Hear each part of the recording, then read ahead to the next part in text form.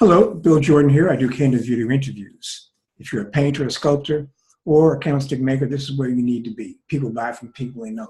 The best way for them to know you is with my candid video interview. It resonates with them on the soul level, right? And once it gets there on the soul level, their soul. Because people relate to each other based upon feeling, not upon the intellectual stuff. That's just the hype we buy into. But end of the day, like, excuse me, I can show you reasons why. For example, I can give you reasons why you should not drink milk. Because first of all, that white stuff you drink is not milk. It's a milk byproduct. And if you logically think about it, if you take a substance like the real milk from the cow and you raise it to, the pasteurization point, right, at 212 degrees, it changes the molecular structure of the stuff. If that's true, and chemists may differ with me, but it's a fact, it changes the structure. The question they would say, well, is it significant? Well, it's enough to change it. It's not milk anymore. The reason why it's not milk is because it can sit in a store for weeks before it goes bad, where real milk doesn't, right? Isn't that what we're talking about? So, if you look at the story in the same way, like, I'm telling you that by telling your story, you're going to get the juice, the benefit, right? And you're saying, well, no, I don't have to do that because I'm an artist. My work speaks for itself.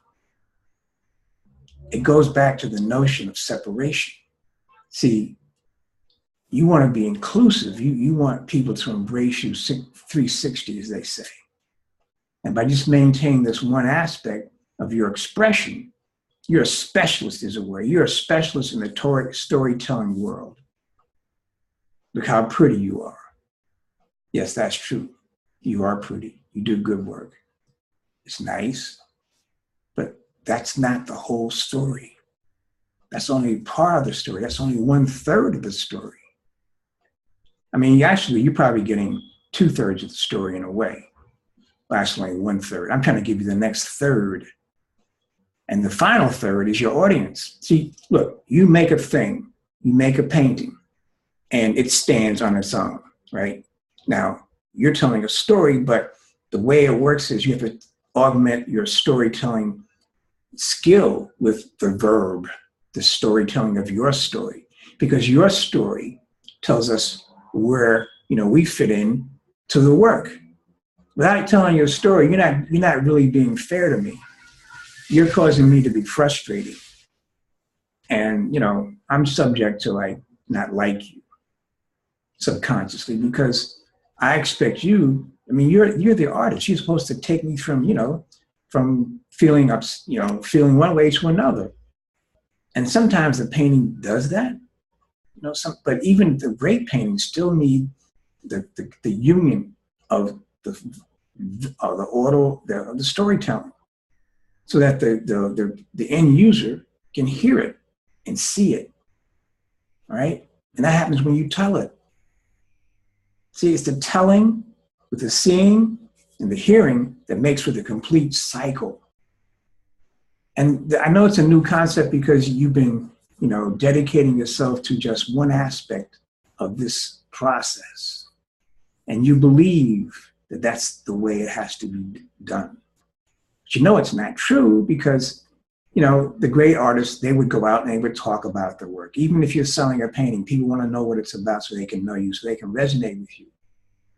Why then would you be so fearful or so not nonplussed as to, not want to do it? I don't want to do that. But this is what your job is. This is your mission.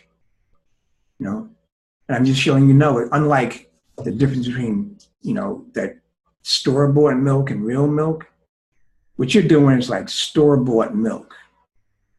It looks like this real stuff, but it's not, because the real stuff doesn't last that long. You see? I guess in a way you want your art to be like the store-bought art, store-bought milk. It lasts even though it's not supposed to. You know what I'm saying?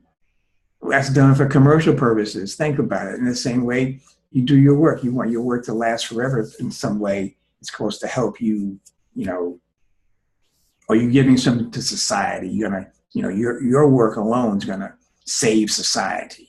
Yeah, so that's why you want it to last forever, because you are that important, right? Nah, man. Your work just does what it does while it does what it does. Or as they say in the street, it do what it do, and that's it. Don't be thinking that you all that, man. The reason why these guys, you know, the present luminaries are who they are, because people put money behind that, because they prop them up, because it's an industry, it's a business.